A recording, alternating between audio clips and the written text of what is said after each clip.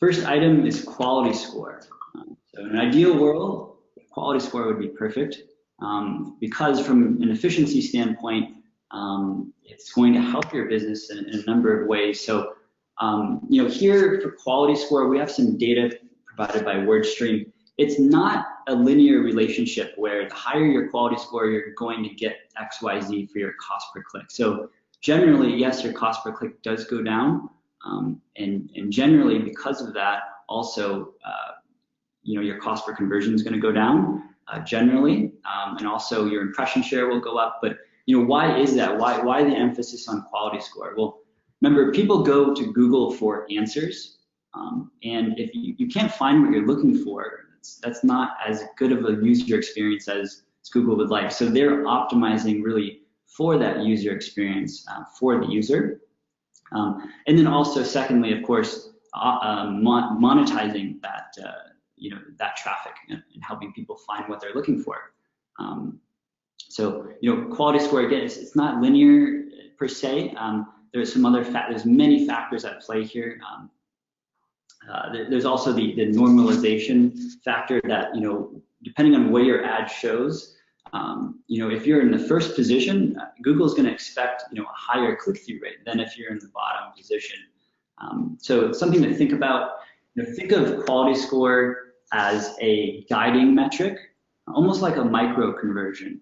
And we like to think of it as a great way to scale. So if you have campaigns that are your top performing campaigns, okay, dive into the quality score there, see how you can get even more efficient. When it comes to the three components of quality score, are people likely to click on your ad? How relevant is your ad to your query? And then also the landing page experience. A more advanced fact here about quality score, it's created and derived from the search term, not the keyword. The keyword is the input. The search term is the output. The search term is what the user actually searches.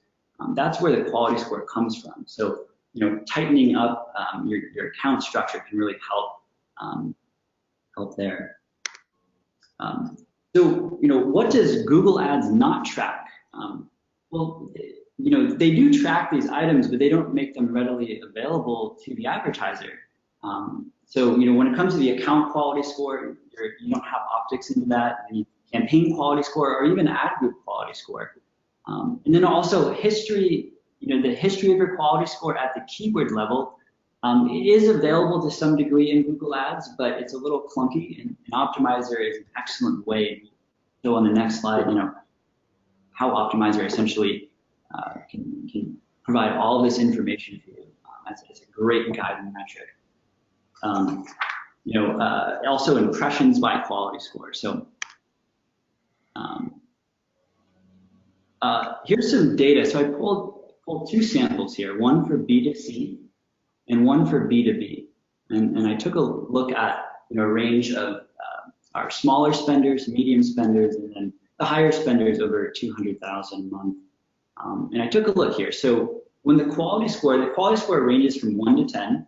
When the quality score was above 5, for B2C, from my sample set, the CPA was 16% lower for those keywords. But on the B2B side, for the same sample size, the CPA was actually worse. It was 9.3% higher for the B2B set for the non-brand keywords. So why is that? There are just so many factors at play here. Remember, it's just a guiding metric. It's not your North Star by any means. I have a hypothesis myself.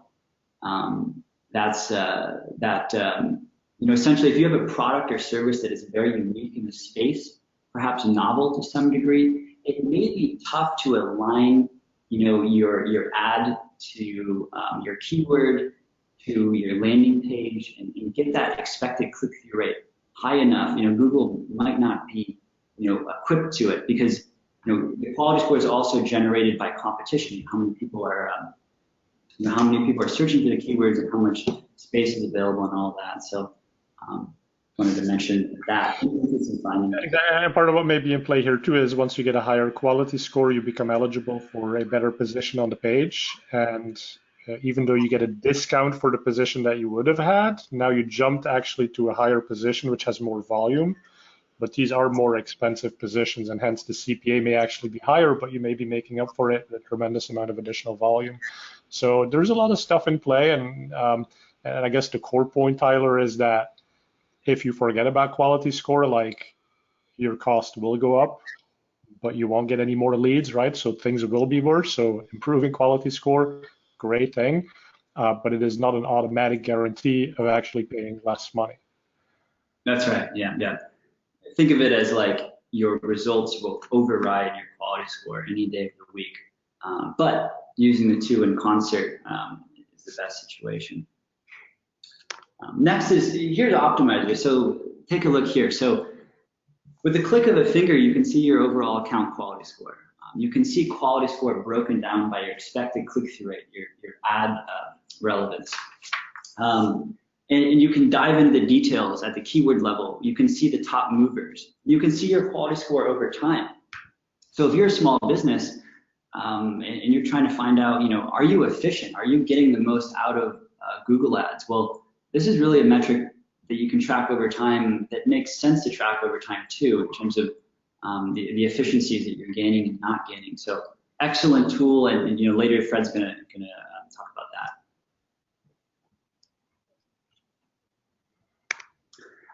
So what we've seen is that this combination, so Optmyzr plus the alpha beta campaign structure.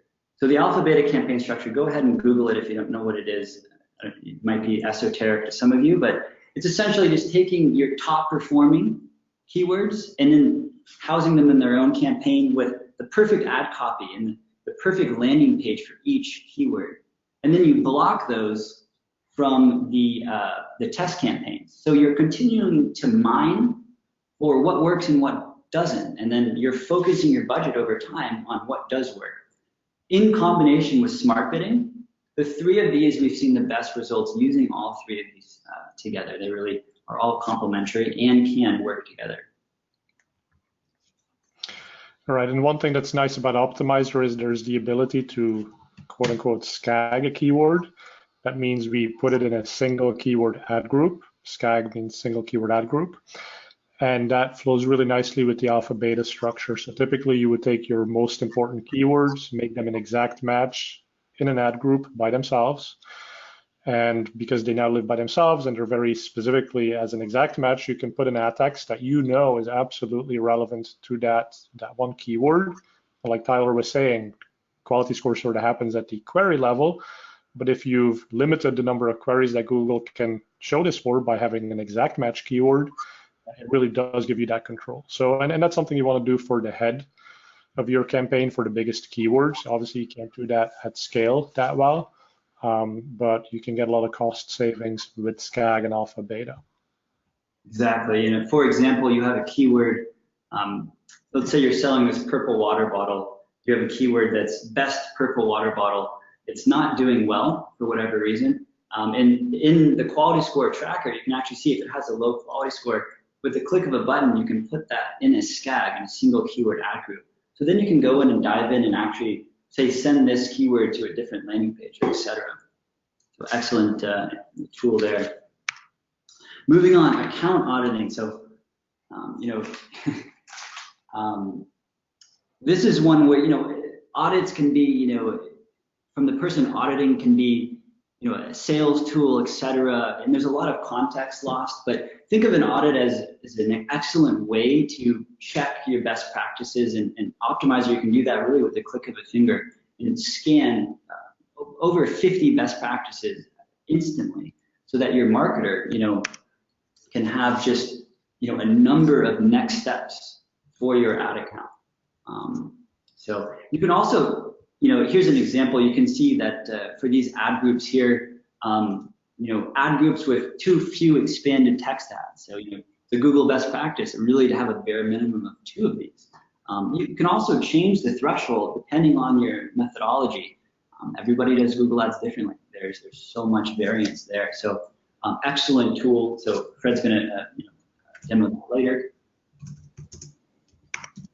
Hour week bid adjustments. So when it comes to hour of week bid adjustments, it's a large variable in shopping behavior. It's when the user is actually searching and going through your ad. So really, there's a caveat here. So when it comes to ad scheduling, some bid strategies, the automated ones, override this bid adjustment. But there's still cases where you want to use it. So if you're a smaller business, you're just getting started and your account doesn't have a lot of data, well, you can start out on manual. Or if you have extreme user behavior differences where you really want to bid more at night for whatever reason, you can do that and roll it out across the board on every campaign down to the ad group level with the click of a finger, really in Optmyzr. Excellent tool there. Okay, so let's see. So next, here's the caveat. So this is hot off the press from Fred. This is really exciting. I remember being at SMX Advanced, which is up in Seattle. It's essentially some of the best search engine marketers sit in the same room and they, we're discussing things. It's a search conference, and you could ask, people the same. You could ask people at the conference, literally the speakers, how does smart bidding work with manual bid adjustments? And you're going to get different answers. So this is excellent that Fred put this together so that we can see which bid adjustment is actually eligible to even work or have an effect for every different type of smart bidding. So it's a big deal. And for example, with target CPA, you can see there that at the device level, if you actually do a negative 25% bid adjustment on mobile, that will actually drop your target CPA for mobile by 25%. So a little counterintuitive, but this is a really important chart. And Fred, you want to talk about this chart and the importance of it and why you published it? Yeah, no, I think you just said it right. At SMX Advanced, you get different answers from different people. And even if you look at the Google Help materials, you get different answers within that. So we tried to put it together as best as we could using Google resources, talking to a number of Googlers. And I guarantee you this is not 100% perfect because even Google can't give you that perfection. But it's as good as we have right now to help us understand when we're wasting time setting bid adjustment. And this is what Tyler is saying, right? Like, don't go and set geo bid adjustments if you're using target CPA strategy, because Google will let you set them, but then they will completely ignore your settings, right? So you've just wasted a bunch of work that does no good. So that's the purpose of this. Very pragmatic, Fred, for any SEM marketer. I'm just going to say that right here. Quite the lifesaver. Next, we have bid adjustments by device. So referring back to the chart here, if you look at device, well, it can affect target CPA, enhanced CPC, max clicks, and a couple of other ones. Device is obviously a big variable. User experience is quite different on device. Well, Optmyzr has a tool for this. So again, when you're using manual bidding or the other bid strategies like max clicks, go ahead and scan this data. And Optmyzr will let you know if it recommends a bid adjustment or not, depending on data significance and depending on what the results are. So excellent tool where appropriate. One thing I wanted to mention is if you are not using the Google Ads pixel, that is, you're just using the Google Analytics pixel, you may not be tracking cross-device conversions correctly or at all. Cross-device conversions is, if I search for a purple water bottle on my phone and then go home on my desktop and convert on desktop, there's a chance that if you're using the Google Analytics pixel, that attribution is completely lost. Well, when I say lost, I mean it's given credit to desktop for closing the sale when mobile was really the one that introduced the user. So with the Google Ads pixel, cross-device conversions can be included in conversions. So the system can actually optimize for that. So be careful when you're doing these bid adjustments that you are on the Google Ads pixel. If not, I would stay away from it. Right, they call that garbage in, garbage out, right? So if you're tracking incomplete data, then what the systems, the automation systems are going to do is also not going to be giving you the best results. I like that. Yeah, trash inputs equal garbage outputs. Optmyzr smart bidding. So one of the most important things with smart bidding is, well, if you're going to use automation and tell Google, hey, I need this target return on ad spend for this campaign, or I need this CPA, you better make sure that those settings are correct. It's really one of the only inputs that you even do for bidding altogether. So make sure that that's correct. And to do that, Optmyzr has a tool.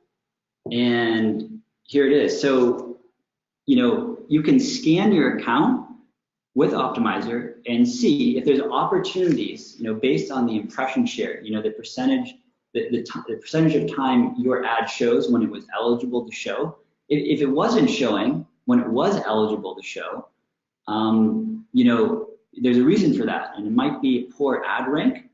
Well, what are we going to do about a poor ad rank? Well, you can bid up to help your ad rank.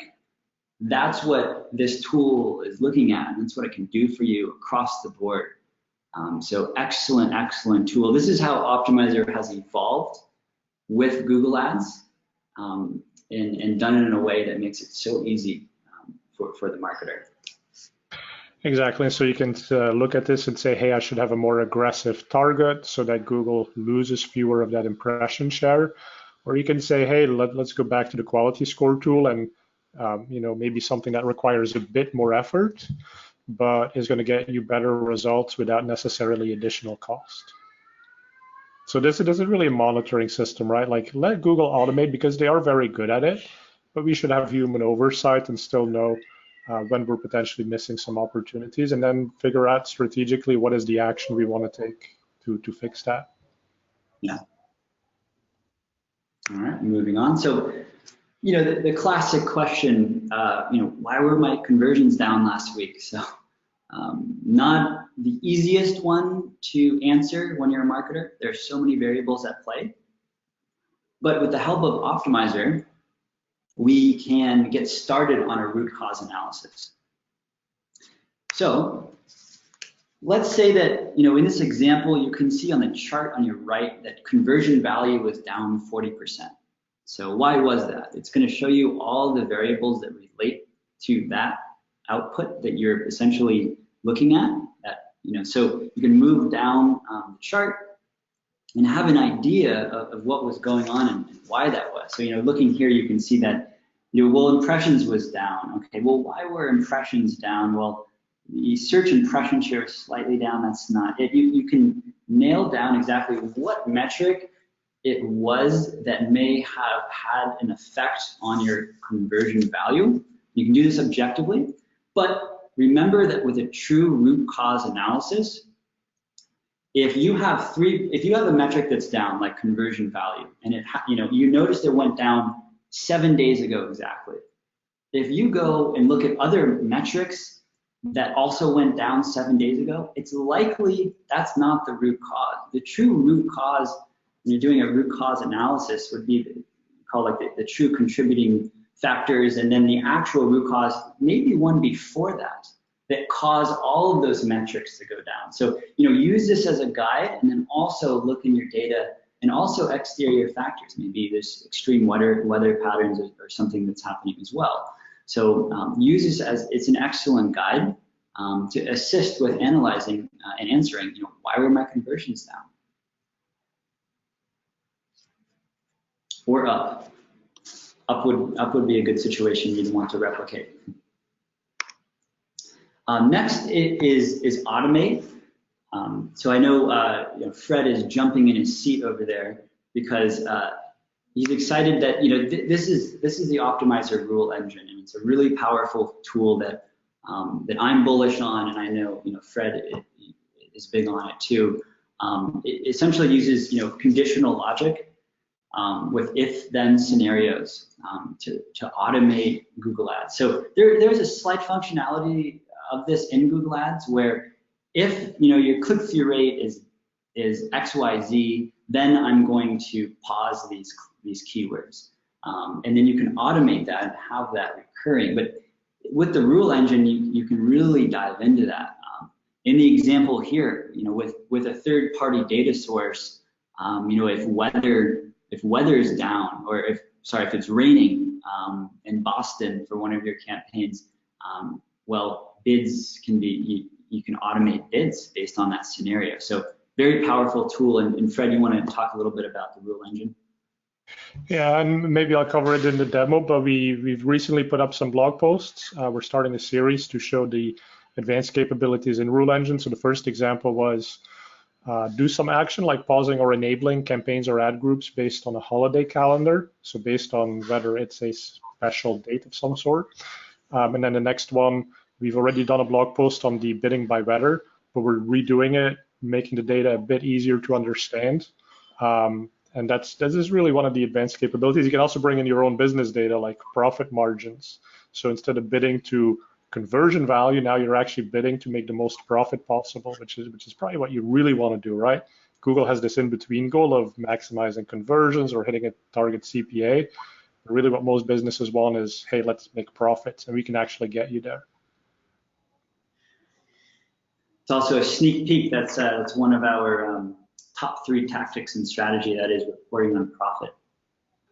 We're excited to see that in a minute. So here's the advanced tactics and strategies.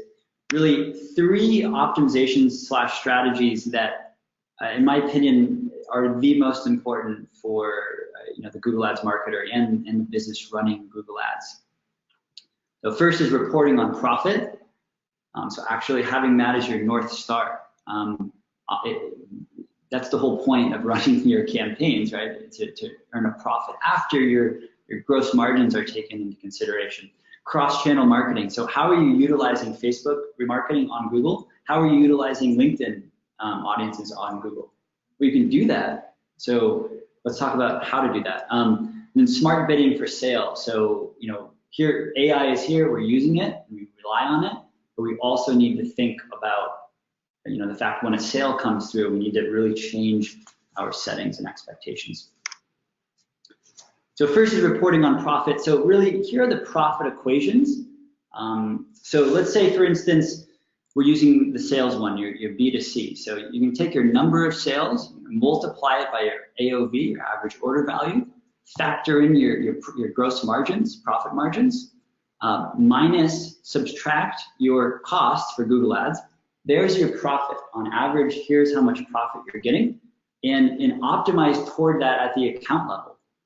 So, down in the bottom right-hand corner, think about your funnel, you split it, and the top of the funnel is going to have different goals in the bottom. Your branded campaign, of course, is going to have a lower CPA than say your top of the funnel campaign. So look at profit at the account level, and then what campaigns are contributing to your profit and how. So really important there.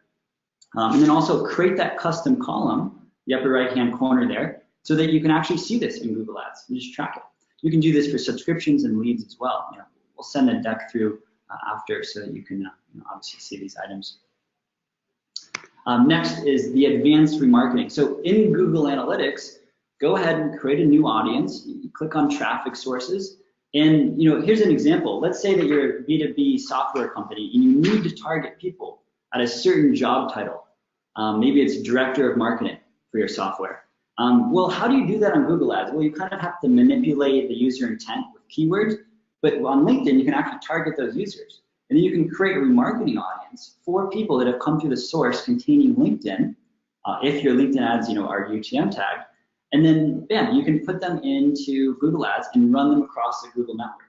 So make sure you're doing that. How much traffic do you have from Bing? How much do you have from Pinterest? Probably some, so take advantage of it. Last tactic here, lower your campaign expectations for sales. Essentially, decreasing your ROAS targets will make it easier for the algorithm to respond to accelerated sales volume. So the system responds quickly to changes during the holiday period. So if your shopping campaign has a 300% ROAS and the target ROAS is 300%, don't just up the budget for your sale day, lower the target return on ad spend, maybe down to 50%. so you can scale during those days. You know, it's all about inputs and outputs with smart bidding, and you need to make sure that for the sale day, you can't rely on it to learn that quickly, so you need to adjust. Right, and the key point is don't lower your expectations, like increase your expectations, but the trick is you have to tell Google the opposite of what you expect, right? So you're still going to get the same ROAS, you're still going to get the same CPA, but you just have to give Google different targets because their machine learning system doesn't pick up that quickly on some of these short-term sales. And so that's what Tyler is saying. You kind of have to trick the Google system into doing what you need for those amazing expectations to be made true. Yeah, really important to get the most out of your sale days. Just a tiny bit more here before Fred jumps into the demo, once we get through all the slides. Takeaways here, remember, monitor quality score, use it as a guiding metric, but just as that, use it to scale. So if you have keywords you know are performing well, dive into the quality score then, see what they are, see which aspect or component of the quality score you can improve. You know, layer in bid adjustments where applicable. You know, stay on top of your smart bidding settings with Optmyzr. You can streamline your root cause analysis, and then you know, with the rule engine, very powerful, endless possibilities you can do with the rule engine. So you know, start simple there, and then you know, get more advanced as you go. So there's maybe, you know, think about one thing that you do to automate your account and try to do it with the rule engine. Next, so we're talking about AI and all this, and great timing. Fred actually just published a book, Digital Marketing in an AI World. So Fred, you want to talk about your book and why it's a must read? Yeah, no, it's some good summer reading here if you want to make sure you still have a job when you come back from vacation. But the fact is Google is automating so many capabilities that we used to do manually as account managers. And so sort of figuring out, well, what does that mean for my future? Like, how do I shift to a higher value add role? That's really what this book is about. So there's 3 sections. The first is about understanding why are things changing so quickly all of a sudden, and what are the machines really good at? Second portion is about what does that mean for ourselves as PPC professionals. So I equated to 3 roles that the PPC professional will play in the future. The role of the PPC doctor, the PPC pilot, and the PPC teacher. And then the last portion is a bit more agency specific, but you know, your clients are hearing, hey, everything's becoming automated. So why am I paying someone to manage my account when Google really automates it? There's actually very good reasons why you should have an agency, because there's a lot of stuff to monitor, and that's what that 3rd section is all about. So yeah, take a look at my book. It's on Amazon, and we have a couple of Kindle codes. So people, you know, maybe chat in the window that they'd like a copy. We'll hand out 2 codes here for the Kindle version at the end of the call. Yeah, I read the book cover to cover, and I will not have a job in 2 years. Tyler. So if you want to get audited, just mention the first people that want an audit. You know, we can do that for you. I'll be using the Optmyzr tool as a supplement. Happy to do that for the first 3 people that say they want to get audited. We also have a poll here. So this is basically your way to tell us if you want to follow up on any of the stuff we talked about or one of those free audits. So answer those polls right now. And then Tyler, I think we're going to switch over to the demo section here, right? That's right. Yeah. As Fred mentioned, fill out the survey there. If you want a free consultation from Hawke Media in any aspect of your digital marketing, please fill out the survey. And without further ado, Fred's going to take us through the real deal here with Optmyzr. Great. So I'm going to close up that poll. If anyone didn't get to respond and does want to reach out to us, just let us know over email. I am going to share my screen right now, which means that, Tyler, I'm going to take the presenter away from you. Give me 1 second here.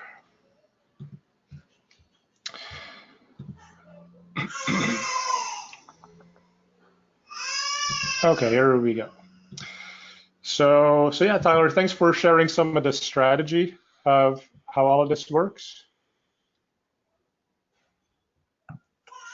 Okay, I think I briefly lost everyone there. So thanks for sharing the strategy behind all of it. So now I want to go through some of the Optmyzr capabilities. So we actually had one question on SCAGs, and can we do SCAG in bulk to put multiple keywords into single keyword ad groups? So the way it works is on the quality score tracker tool, you will have to go into the keyword section right here, and then there's this little button here that says SCAG this as a keyword and move it into its own ad group. We do have a multi-SCAG capability that lives on one of our keyword tools. The keyword lasso right here. So you can take multiple of the keyword suggestions and send them each into their own individual single keyword ad groups. So that's a bulk capability we have right there.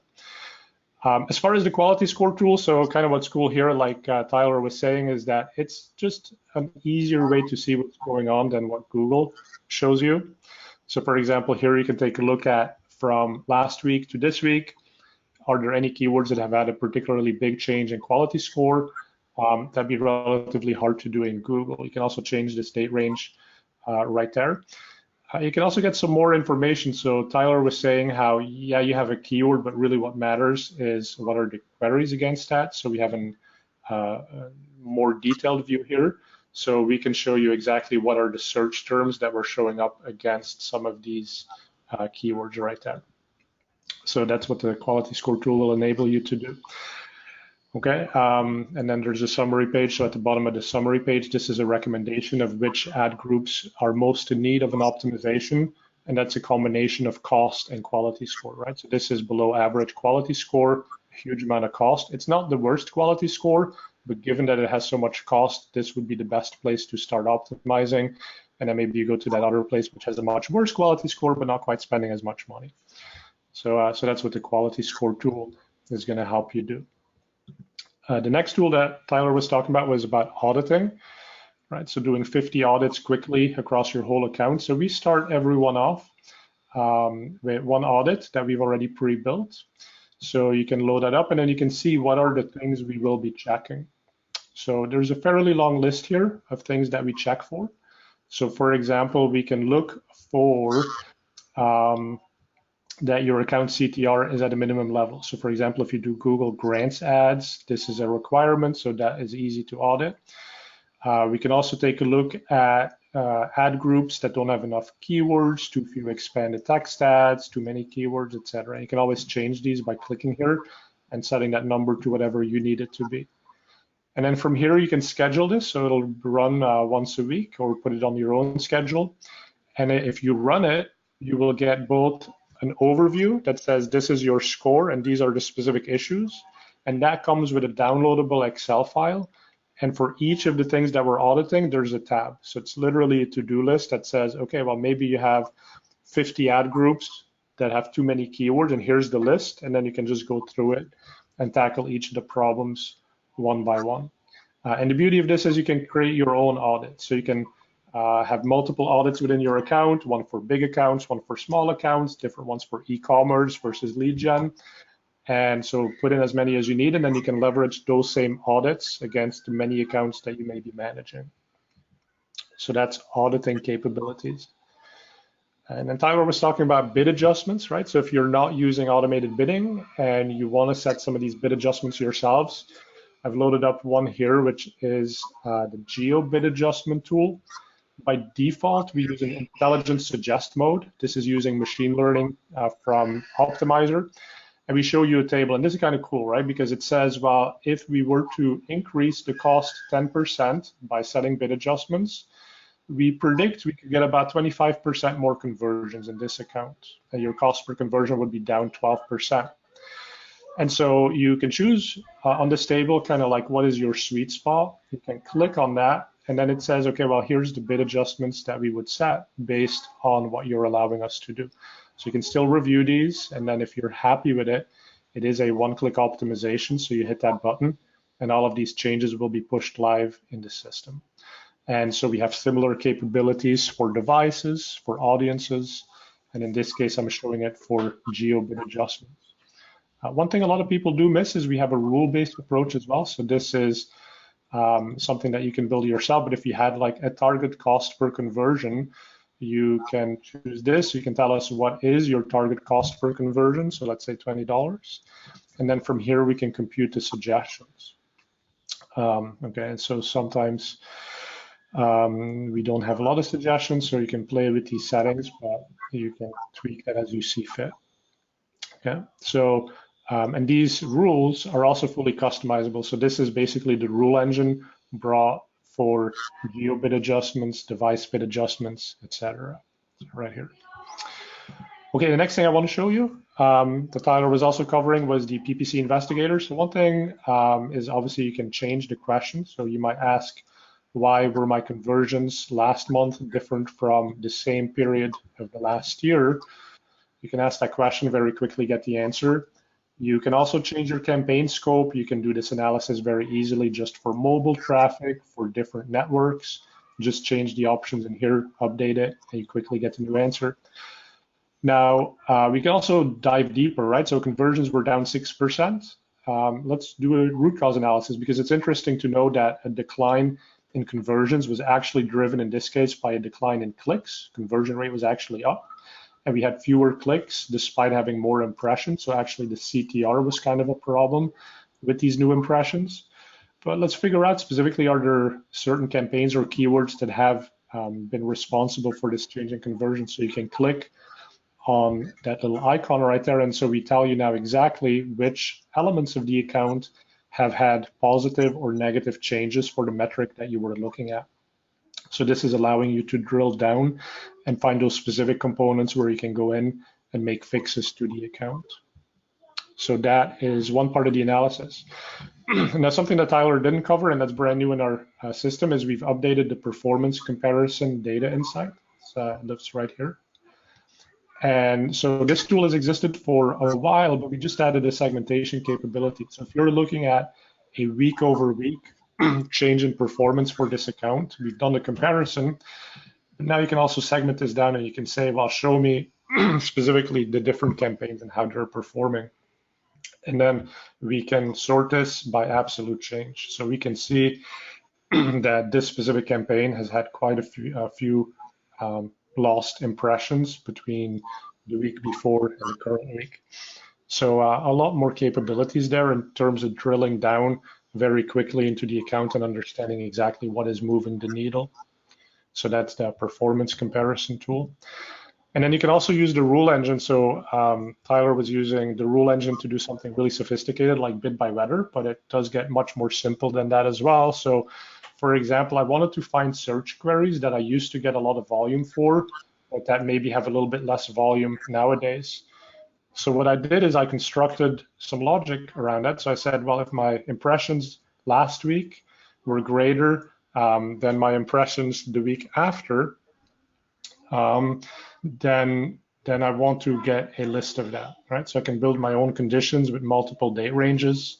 I can decide if it's just a report or if I want to change bids or pause or enable things. And then the output from that comes back as a sheet like this. So you can see specific search terms and the impressions the previous week and the most recent week. And so you can see that all of these have had some sort of decline. And then, of course, we can now take this and we can go deeper investigation to understand what is moving the needle on all of this. So that's a quick demo of all of those capabilities. If anyone is interested, we can certainly give you a one-on-one demo using your own data in your own account. But with that, we'll open it up to questions and we'll go take a look at what people want to know more about. All right, so the questions right here. So yeah, we had the question about doing multiple SCAGs. So I'm going to show that again. And if any other folks have questions, please put them in the questions field. But so for keywords, you can go into the keyword lasso. This is going to give you keyword suggestions based on search terms data in the account. On this page, you can multi-select the keywords that you would like to add. So here we've got 6 keywords we're going to add to the account. There's a SCAG capability right there. So we can set it to the current campaign, give a little bit of a template for how the ad group naming convention should be. We put that in here, and so with a single additional click right there, I would actually be making 6 single keyword ad groups, and they would all have a single keyword, obviously. They would also have ad text already put in from the originating ad groups before. So that's a very quick way to kind of deploy that alpha beta structure that Tyler was talking about. All right. Let's see. Yes, I think that's all the questions. So we do have Tyler on the call. Tyler runs an agency, so I think it's always fascinating to ask agencies how to use the tools and what they're seeing the most success with. So we are going to stick around for anyone who wants to ask a couple of follow-up questions. We're also happy to take those questions over email. I am going to turn off the recording, so anything we say after this is going to be between us and the people who stay on the call. But Tyler,